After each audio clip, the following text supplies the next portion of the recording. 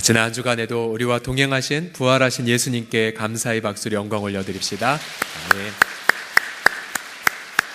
자, 지난 연말과 연초 계속해서 말씀과 기도로 보내게 하신 하나님께 감사를 드립니다. 지난 한 주간 전 개인적으로 성령님과의 동행을 경험하는 특별한 한 주간을 보내었습니다. 성령께서 이렇게 특별 새벽 기도에 이렇게 인도해 주시는 것을 경험할 수가 있었고요. 또 그 가운데에 만나야 될 지체들을 만나게 하시는 것도 경험했습니다. 특별히 약 80여 명의 우리 다음 세대 자녀들을 또 심야 기도에 온 성도들까지 포함한 약 한 주간 100여 명의 성도들, 자녀들에게 안수 기도를 했었는데요. 그때마다 이렇게 성령께서 이렇게 부어주시는 것을 마음껏 경험할 수가 있었습니다.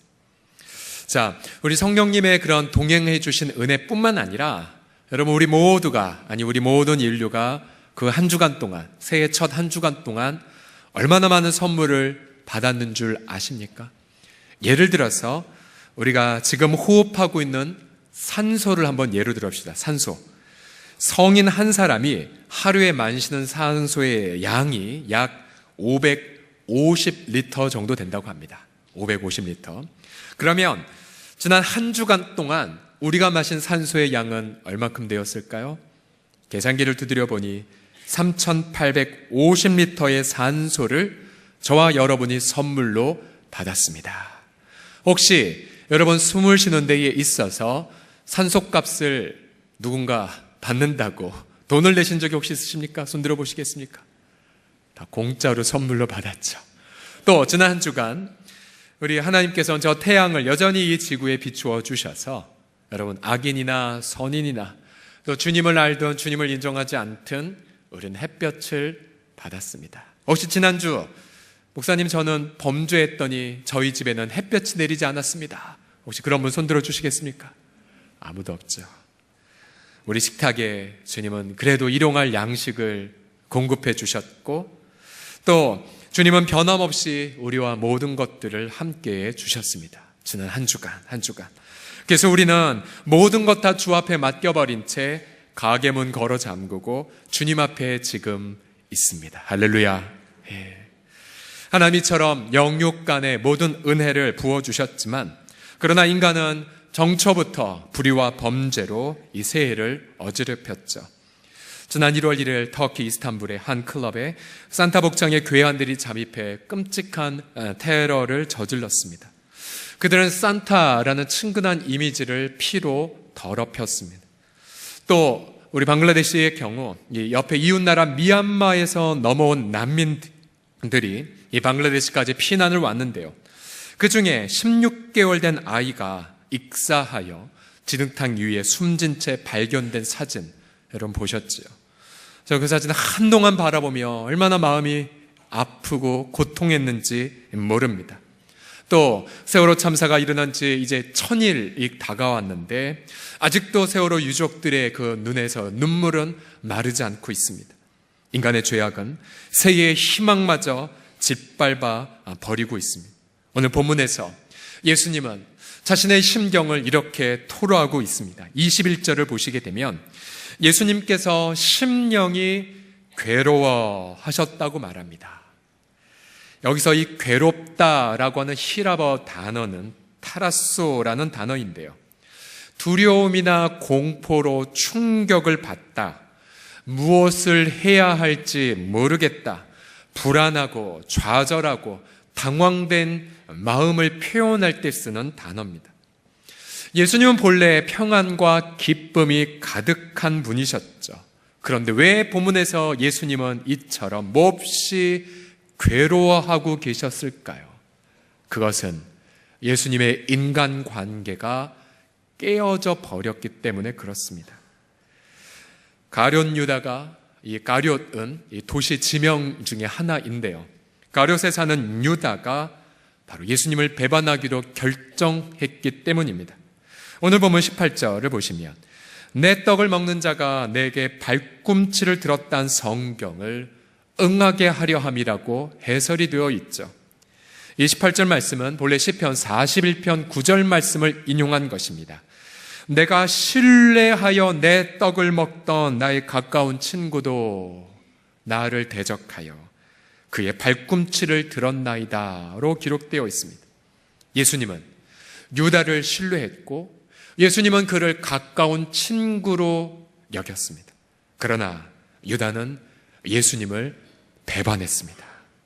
여러분, 우리 남성들 같은 경우 사업에 정말 절친한 동업자가 어느 날 자신을 배신하여 모든 것들을 다 버리고 도망갔을 때에 여러분, 남자들의 마음은 얼마나 괴롭습니까?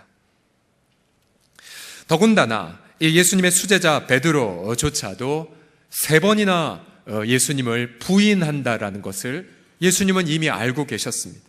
그러니 지금 예수님의 인간관계는 말 그대로 풍지박산처럼 다 깨어져 버린 것입니다. 그래서 예수님은 몹시 괴로워하고 계셨던 거죠. 여러분, 우리 사람을 뜻한 한자 표현 인간에 있어서 인자는 여러분 뭐죠? 사람 인자고, 그런데 이 간자는 무슨 간자죠? 사이간자예요. 사이간.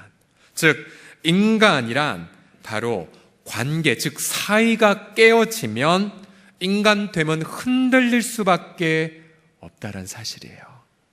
가정도, 교회도, 또 이 사회도 관계가 흔들리면 행복을 누릴 수 없습니다. 기쁨도 평강도 누릴 수가 없죠. 저도 예전 청년 시절에 이 지체들 사이에서 아무도 저를 이해해주지 않고 또 아무도 저를 존중해주지 않는 것 같은 것을 느낄 때가 있었습니다. 그래서 그때에 제 심경은 막 억울을 하기도 했고 또 분하기도 했고 도망가기도 싶고 또 자포자기하고도 싶었던 경우가 있었습니다. 우리 사랑하는 성도들이요, 정말 기쁨으로 새해를 시작했지만 그러나 혹시 인간관계의 고통을 겪어서 기쁨과 평강을 다 잃어버린 채 이 자리에 오신 분들 계십니까? 과연 인간관계에 고통이 찾아올 때에 예수님에게서 배우는 해법은 무엇입니까? 첫 번째로 함께 따라 읽으시겠습니다. 사랑을 가장 먼저 선택하십시오. 시작. 사랑을 가장 먼저 선택하십시오. 예수님은 자신이 세상을 떠날 것을 아시자 제자들 끝까지 사랑하셨습니다. 예수님께서는 또한 자신이 신뢰하는 자가 자신을 배반할 것을 아셨음에도 불구하고 34절에서 다음과 같이 선포하십니다. 함께 읽겠습니다. 시작. 새 계명을 너희에게 주노니 서로 사랑하라. 내가 너희를 사랑한 것 같이 너희도 서로 사랑하라. 주님은 모든 관계가 깨어질 때에도 사랑을 택하셨습니다. 아마 우리 같았으면 이렇게 관계 배반도 당하고 부인을 할 것 같은 상황이면 이렇게 말했겠죠. 내가 너에게 말하노니 곧 불심판이 있을지어다. 회개해라 이것들아. 그러나 우리 예수님은 그 관계의 깨어짐 속에서도 사랑을 말씀하셨어요. 예수님은 이 서로 사랑하라는 명령에 새 계명이라고 말씀하셨습니다. 새로운 계명. 본래 우리 구약 성경을 보면 이 계명은 새 계명이 아니었습니다. 레위기 19장 18절을 보게 되면 원수를 갚지 말고 동포를 원망하지 말며, 그 다음 같이 읽어볼까요? 시작. 내 이웃 사랑하기를 내 자신과 같이 사랑하라. 나는 여호와이니라. 예.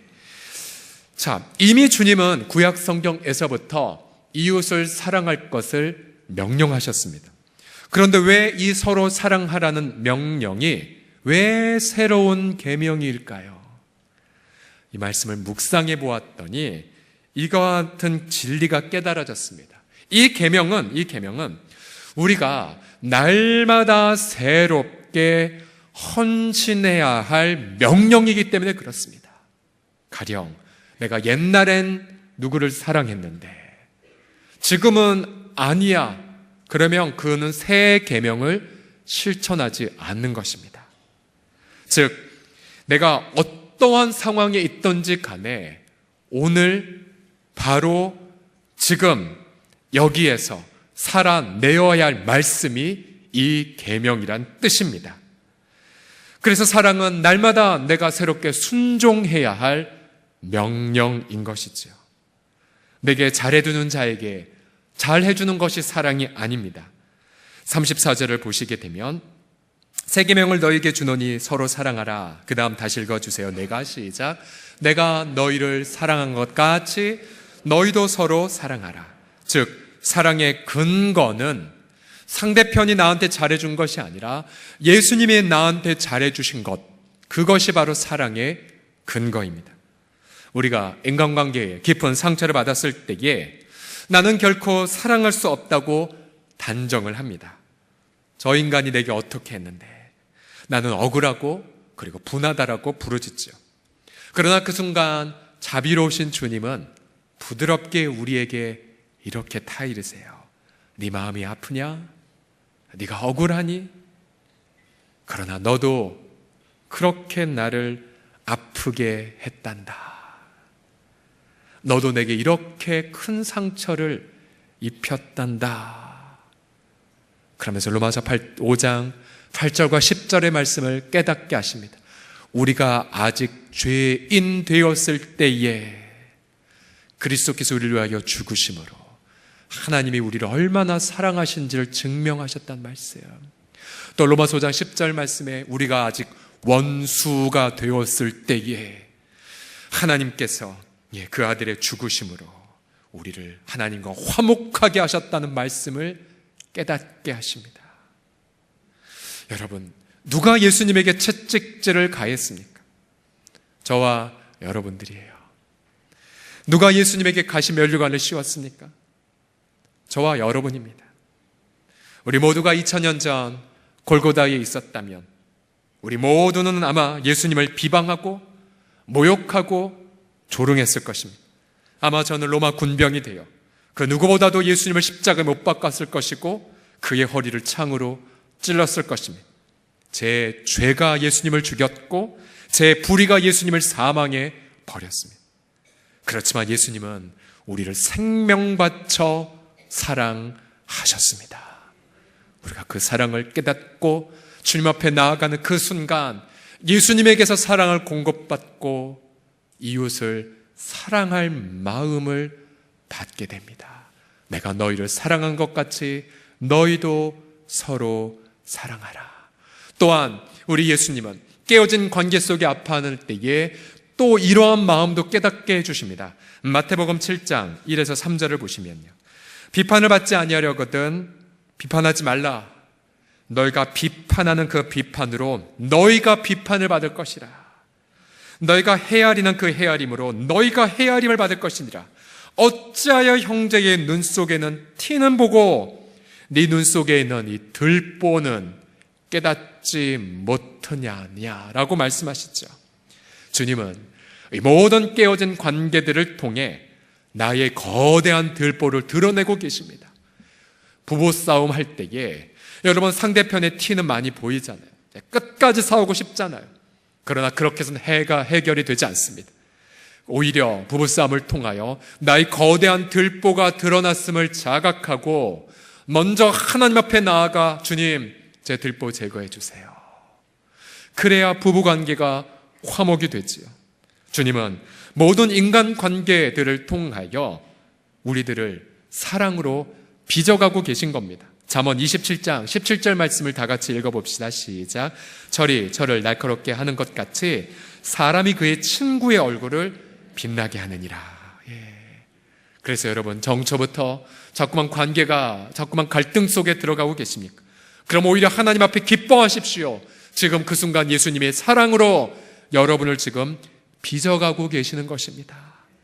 우리가 100년을 산다 한들 예수님의 그 사랑을 다 헤아릴 수가 없습니다. 우리가 1000년을 산다 하더라도 예수님의 그 사랑은 메마르지 않습니다. 어떤 인간관계 속에서도 그 예수 그리스도의 사랑으로 충만해지시고 날마다 예수님의 사랑으로 새로워지셔서 깨어진 관계 속에서 여러분이 가장 먼저 사랑을 선택하는 사랑의 제자들이 되시기를 예수님의 이름으로 축복합니다. 옆 사람 눈을 보며 이렇게 다짐합시다. 제가 먼저 사랑하겠습니다. 시작. 제가 먼저 사랑하겠습니다. 두 번째로, 인간관계에 고통이 찾아올 때 해법은 무엇이냐면요, 자신을 내려놓고 하나님의 영광만 드러나는 선택을 하셔야 됩니다. 가룟 유다가 예수님에게서 떡 한 조각을 받자마자 그는 사탄에게 완전히 자신을 바쳤습니다. 30절을 보십시오. 유다가 그 조각을 받고 곧 나가니 언제였어요? 밤이었어요. 밤이라라. 마치 어두움이 승리한 것과 같은 밤이었어요. 인간의 오해와 인간의 범죄가 개가를 부르는 시간인 것 같았습니다. 그러나 바로 그 다음 구절이는 31절과 32절 보십시오. 예수님은 고통과 불행 속에서 이야기한 것이 아니라 기운을 차리시면서 너무나도 밝게 확신을 고백합니다. 31절 32절 같이 읽어보지요. 시작. 그가 나간 후에 예수께서 이르시되 지금 인자가 영광을 받았고 하나님도 인자로 말미암아 영광을 받으셨도다. 만약 하나님이 그로 말미암아 영광을 받으셨으면 하나님이 자기로 말미암아 그에게 영광을 주시리니 곧 주시리라. 여러분, 영광이란 단어가 몇 번이나 나왔습니까? 4번 이상 나오고 있지요. 아니, 배반받았는데, 아니 관계가 깨어졌는데 왜 무슨 영광을 이렇게 말씀하셨습니까? 왜 그랬을까요? 그것은 바로 그 순간 온 인류의 죄를, 또 저와 여러분의 죄를 구속하실 하나님의 계획이 이제 본격적으로 이루어지고 있기 때문입니다. 그날 밤은 악이 승리한 밤이 아니었습니다. 그날 밤은 악에도 불구하고 하나님의 정해진 뜻이 이루어진 밤이었었죠. 마치 아무리 밤이 어둡다 할지라도 떠오르는 태양의 밝음을 막을 수 없는 것과 마찬가지였습니다.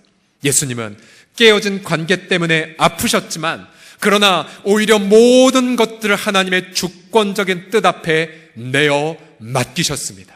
악은 승리하지 못하죠. 악은 전능하지 않습니다. 오직 하나님의 영광과 하나님의 뜻만이 우리의 삶 속에서 이루어진다는 것을 여러분 믿으시기 바랍니다. 그래서 33절에 예수님이 이렇게 내가 십자가로 가겠노라고 말씀하시죠. 소자들아, 내가 아직 잠시 너희와 함께 있겠노라. 너희가 나를 찾을 것이나 내가 예전에 유대인들에게 너희는 내가 가는 곳에 갈 수 없다. 십자가 죽음을 말씀하시죠. 내가 말한 것처럼 지금 너에게 다시 말한다라고 말씀하세요. 즉 예수님은 이제 주저하지 않고 십자가 죽음의 길로 가겠노라고 말씀하신 것입니다.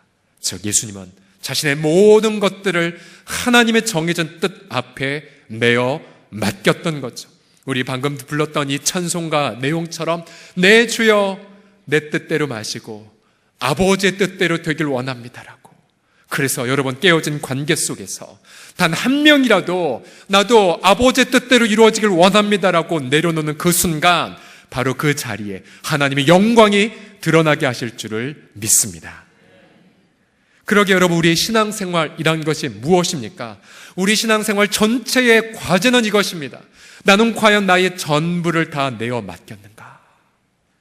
내 인생 계획을 다 맡겼는가? 내 재능, 내 기회 다 맡겼는가?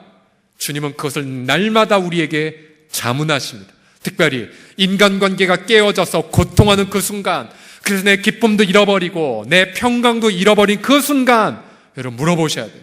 내 모든 걸 주 앞에 내어 맡겼는가? 우리 마태복음 16장 24, 25절을 같이 읽어보지요. 시작. 이에 예수께서 제자들에게 이르시되 누구든지 나를 따라오려거든 자기를 부인하고 자기 십자가를 지고 나를 따를 것이니라. 누구든지 제 목숨을 구원하고자 하면 잃을 것이요 누구든지 나를 위하여 제 목숨을 잃으면 찾으리라. 아멘. 여러분, 여러분의 전부를 주 앞에 내어 맡기십시오. 전 예전에 어느 부흥사 목사님이, 부흥사 전도사님 이렇게 말한 게 기억납니다. 여러분, 우리가 죽어봤자 천국이지 어디를 가겠냐고. 마귀야 올 테면 와봐라. 난 죽어 천국 간다. 막 오히려 이렇게 담대하게 얘기했던 기억이 새롭습니다. 이 말씀대로 여러분 전부를 주 앞에 다 맡겨드린다면 여러분 갑자기 비극이 시작되지 않아요. 아니 나 회사 다 내려치고 아프리카로 가란 얘기인가? 주님 그렇게 말씀 안 하세요. 주님은 오히려 얘야 너 시간표 네 계획 다 내 앞에 맡겨다오. 그리고 너는 나와의 행복한 동행을 만끽하려무나라고 말씀하고 계세요. 만약에 여전히 여러분 내 인생을 주 앞에 맡기지 않으셨다면 여러분 계속 힘든 신앙생활을 하는 거예요. 그러나 오히려 주님 제가 만약 오늘 밤 이 세상을 떠나더라도, 주님, 내가 만약 이것, 내가 지금 생각하는 것 다 떠난다 할지라도 주 앞에 다 맡겨드립니다. 우리 방금 장로님 고백한 것대로 살든지 죽든지 그리스도만 내 안에서 존귀케 되게 해달라고, 성공하든지 실패하든지 아버지의 영광만 드러나게 해달라고, 내가 정말 이것을 이룰 것인지 말 것인지도 아버지의 영광 앞에 맡겨드립니다라고, 여러분 그 고백을 십자가 앞에서 하는 그 순간 저와 여러분의 마음속에 기쁨의 샘물이, 그리고 사랑의 샘물이 넘쳐나게 될 것을 믿으시기 바랍니다. 자, 내려놓음의 대가를 한번 소개해드리고 싶습니다. 지난번 특세 때에 나눈 분인데요, 일제시대에 대구에 살던 황범오라는 맹인 점쟁이이십니다. 맹인 점쟁이. 되게 불행한 인생을 사셨어요. 3살 때 천연두를 알아 시력을 잃어버렸고요, 10살 때 콜레라로 부모도 다 잃었어요. 먹고 살기 위해 지인에게 점치는 것 배웠습니다. 수입이 괜찮았다고 합니다. 1905년도에 사랑방 전도를 통해 예수님을 영접했습니다. 너무 기뻤습니다. 그래서 이분이 이 수입이 좋았지만 사람들 앞에서 나 이제 더 이상 필요 없어, 이제 점치던 이 산통을 깨뜨려 버렸습니다. 그리고 1년간 주님, 저 성경 좀 직접 읽고 싶어요 기도하다가 어느 날 아이디어가 떠올랐습니다. 자기의 그 산통 수천 조각이 있었는데요, 친구가 요한복음 한 절 읽어주면 기다려, 산통을 일일이 가나다 만들어서 성경을 만들었다고 합니다. 요한복음 6장까지 암송을 했대요. 그러다 어느 날 저 평양에 점자 성경을 가르쳐 주는 곳이 있다는 걸 들었어요.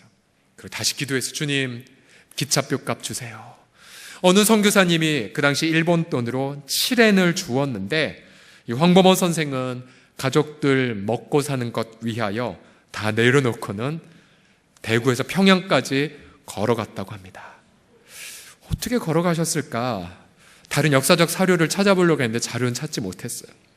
평양에서 점자 성경을 배웠고요, 그리고 다시 평양에서 대구까지 걸어왔습니다. 저 사진에 저 옆에 있는 것이 바로 점자 성경, 원래는 점치는 도구였던 것을 저렇게 만든 것이죠. 제가 이번 주에 저분의 사진을 한참 동안 바라보며 얼마나 뭉클한 감동을 느꼈는지 모릅니다. 그는 나중에 요한복음 10장까지 암송을 했고요, 대구에서 정말 맹인학교를 세워 성경을 가르치는 꿈을 꾸었노라고 말합니다. 어느 분이 저분에 대하여 이렇게 칭찬하는 글을 남겼습니다. 여러분이 그의 미소 띤 얼굴을 봐야 합니다. 그는 물질 세계에 젖은 우리들의 눈으로는 보지 못하는 머나먼 세계, 다른 세계를 보고 있습니다. 그는 눈이 멀었더라도 사랑하기 때문에 볼 수 있는 세계에 하나님께서 어둠을 밝혀주셔서 볼 수 있는 세계를 보고 있습니다. 예. 이런 멋진 선배님들이 있다니. 그러게 여러분, 가정이나 또 교회도 마찬가지고요, 또 이 사회도 마찬가지고요, 자꾸만 이 관계 때문에 갈등하고 아파하는 이유가 무엇입니까? 그것은 한 사람이 내려놓지 않아서입니다. 여러분, 내려놓음의 축복을 누리십시오. 우리가 십자가 앞에 내 판단을 내려놓으면 하나님의 판단이 드러나게 되고요, 내 아집을 내려놓게 되면 하나님의 열정이 드러나게 됩니다. 내 계획을 내려놓으면 하나님의 신실하신 계획을 체험하게 됩니다. 그러기에 저와 여러분 모두가 올 한 해에 십자가 앞에 날마다 하나님의 뜻 앞에 나를 내려놓고 오히려 나의 일상의 삶 속에 하나님의 영광만 경험되어지는 한 해를 보내시기를 예수님의 이름으로 축복합니다. 마지막으로 인간관계의 고통이 찾아올 때에 그 기회를, 그 고통을 자신이 진짜 예수님의 제자라는 것을 입증하는 기회로 활용하십시오. 주님 이제 사명 감당하러 떠나시지만 제자들이 문제였습니다. 제자들 물질도 없죠, 권력도 없죠, 조직도 없죠, 건물도 없었습니다. 그러나 예수님은 그들에게 가장 완벽한 준비를 하게 하십니다. 35절을 다 같이 읽어보겠습니다. 35절 시작. 너희가 서로 사랑하면 이로써 모든 사람이 너희가 내 제자인 줄 알리라. 자, 제자됨의 표식이 무엇입니까? 서로 사랑하는 거. 제자의 표식은 건물이 아닙니다. 제자의 표식은 재물도 아닙니다. 제자의 표식은 서로 사랑하는 것이죠. 직분자의 표식도 무엇입니까? 서로 사랑하는 것입니다. 지금 예수님 말씀하신 그 순간 제자들은 예수님의 말씀도 깨닫지 못할 만큼 희망이 보이지 않았습니다. 제자들은 29절을 보시게 되면 유다가 스승을 배반하러 나갔지만 이렇게 오해했어요. 필요한 물건 사러 가나 보다. 구제하러 가나 보다 라고 오해를 했죠. 더군다나 베드로는 내가 생명을 바쳐 당신을 지키겠습니다라고 호언장담했으나 예수님은 그가 여종 앞에서도 또한 자신을 저주하면서까지 부인할 것을 알고 계셨거든요. 이 제자들은 희망이 없어 보였습니다. 예수님의 제자라고 부르기에 너무나 부끄러운 모습뿐이었었죠. 그러나 예수님은 그들을 포기하지 않으셨어요. 그리고 그들을 사랑하되 끝까지 십자가에서 자신의 생명을 내어놓기까지 사랑하셨죠. 십자가의 그 죽음 앞에 나타난 예수님의 사랑을 본 제자들 정신이 번쩍 났고 그리스도의 부활의 동행을 경험한 제자들 이제 마음을 굳혔습니다. 그리고 그가 부어준 성령을 통하여 그들도 서로 사랑하는 자들로 변화가 되었죠. 그래서 사도행전 4장에 보게 되면 그들이 얼마나 이렇게 변화됐는지 한 사례가 나옵니다. 같이 읽어보죠. 시작. 믿는 무리가 한 마음과 한 뜻이 되어 모든 물건을 서로 동용하고. 그래서 그들은 이처럼 세상에서 칭송받는 공동체가 되었고 세상에서 존경을 받는 공동체가 되었습니다. 우리 사랑하는 서울홍성의 공동체 식구들이요, 우리 교회가 왜 이 땅에 존재합니까? 왜 우리 서울홍성교회가 이 시대 속에 존재합니까? 이 비전 때문이죠. 주님이 말씀하신 것대로 너희 서울홍성 공동체 성도들아, 너희도 이처럼 서로 사랑하여 나의 제다됨을 입증하라고요. 너희도 이 깨어진 관계 속에서, 너희도 지금 이 고통 어린 세상의 한복판 안에서 서로 사랑함으로 나의 사랑을 증명하라고 주님은 우리를 지금도 부르시고 말씀하고 계십니다. 이 비전이 우리가 생명 바쳐 헌신할 하나님의 마음입니다. 1909년도에 포사이트라는 의사가 동료를 왕진하러 갈 때였습니다. 동료도 좀 위중해서 급하게 가는 상황이었는데 그의 눈에 길바닥에 죽어간 한 여인이 보였습니다. 온몸에 피고름이 나는 나병 환자였습니다. 생명이 위태로운 환자. 그는 그녀를 불쌍히 여겨서 자신의 말에 태웠고 광주까지 당도했습니다. 동료 선교사들과 함께 그녀를 돌보아 주었죠. 가마터를 구해서 먹을 것을 주고 또 그에게 찬양을 불러주며 복음과 함께 평안하게 천국 가기까지 그녀를 돌보아 주었습니다. 그 당시에 이 최흥종이라고 하는 이 청년이 이 장면을 보며 양심에 큰 충격과 가책을 받았습니다. 최흥종, 이 청년은 그 당시 유명한 깡패였는데요, 계모 밑에서 자랐고 나라가 망하자 허랑방탕하게 이웃을 괴롭혔던 문제의 사람이었습니다. 그러나 그의 눈에 한 외국인이 나 환자 여인을 두 손으로 내리는 장면을 목도한 것입니다. 그것이 계기가 되어 그는 예수께 마음을 열고 예수님을 따르는 제자가 되었고 선교사님들의 충실한 동역자가 되었습니다. 그리고 그는 자신의 땅을 팔아 기증을 했고 그리고 우리나라 최초의 나환자들을 돌보는 병원의 시작을 이루었었죠. 훗날 이 최용정은 주의 종이 되었고 일평생 여러 가지 이 땅의 모든 인간의 욕심들을 다 내어버리는 그런 삶을 뜻하는 그러한 삶을 사셨습니다. 교회면 교회, 목양면 목양, 또 특별히 나환자들을 잘 돌보아서 그가 소천하는 날 수백 명의 나환자들이 나의 아버지요, 나의 아버지요 하며 통곡했던 일화가 전해집니다. 이 최용정이란 분이 이처럼 정말로 많은 소외된 이 아버지로 살았던 건 바로 포사이트 그 선교사님의 사랑 때문이었죠. 이 선교사님이 소천하시자 동료들은 그 선교사님을 추모하며 이렇게 불렀습니다. 그는 사람이 된 예수였다라고. 예수님을 우리에게 오게 하신 분이라고 추모했습니다. 여러분, 지난 한 주간 동안 여러분 가정이든 사회든 일터이든 아니면 우리의 자녀들인지 간에 이 깨어진 인간관계 때문에 얼마나 많이 괴로워하는 것을 목도하셨습니까? 혹은 경험하셨습니까? 많은 이들이 저 멀리 허무감 속에서 아니면 방탕함 속에서 참된 사랑을 찾고자 했습니다. 그러나 여러분, 이 시대를 우리가 어떻게 해야 될까요? 이 한 번밖에 없는 나의 이 인생을 여러분, 그러한 사랑의 삶에 헌신해야 되지 않겠습니까? 우리도 우리가 소천하는 날, 사명다 마치는 날 우리 이웃들에게 저분은, 저 소롱성교회 저분은 사람이 되신 예수였어. 아니, 예수님이 어떠한 분인지를 우리에게 보여주신 분이었어.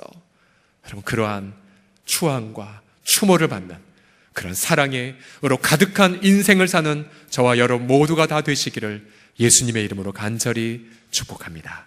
우리 기도합시다. 모두 자리에서 기립해 주시겠습니까?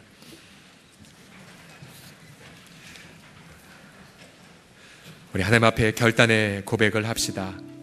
하나님, 사랑하며 살겠습니다. 내 사랑은 이기적 사랑이고 내 사랑은 탐욕적 사랑이고 개선된 사랑이지만 주님, 나는 다 십자가 앞에 내려놓고 날마다 예수 그리스도의 사랑으로 채워지겠나이다. 날마다 예수님의 그 사랑으로 채우겠나이다. 끝까지 예수님의 사랑으로 나의 가정과 나의 자녀들과 또 나의 이웃들과 나의 동료들을 사랑하는 사랑의 삶이 살겠나이다. 내가 먼저 사랑을 선택하겠나이다. 함께 시간 회개와 결단의 기도를 드리겠습니다. 기도하겠습니다. 살아계신 우리 주 예수 그리스도요, 우리가 아직 죄인 되었을 때에 나를 위하여 십자가를 지신 예수님, 주님을 경배합니다. 우리가 아직 원수 되었을 때에 그 아들을 보내셔서 하나님과 우리 사이를 화목하게 하신 아버지 하나님, 그 아버지의 사랑 앞에 감사를 드립니다. 주여, 날마다 우리의 눈을 아버지 앞에 고정하나이다. 아버지 하나님이여, 배반조차도 아버지 하나님의 약속에 그 성경에 기록된 대로 이루어졌던 예수님의 말씀처럼 주님, 나의 모든 인간관계들을 주권 앞에 의탁합니다. 아버지, 내가 높아지든 낮아지든 인정받든 인정받지 아니하든 아버지 하나님의 주권 앞에 맡기며 자신을 내려놓으신 예수 그리스도처럼 주님의 그 길을 걸어가며 또한 주님 앞에 나의 마음을 날마다 부복하며 날마다 그가 공급하여 주신 사랑으로 날마다 아버지 주 앞에 내 자신을 바치는 삶. 그래서 아버지, 날마다 주님과 함께 그 십자가를 기쁨으로 짊어지며 아버지, 나의 인생이 아니라 주님의 그 생명을, 나의 뜻이 아니라 주님의 그 뜻대로, 나의 계획이 아니라 주님의 그 계획함대로 나아가며 주님, 우리 모든 사랑하는 성도들이 되게 하여 주십시오.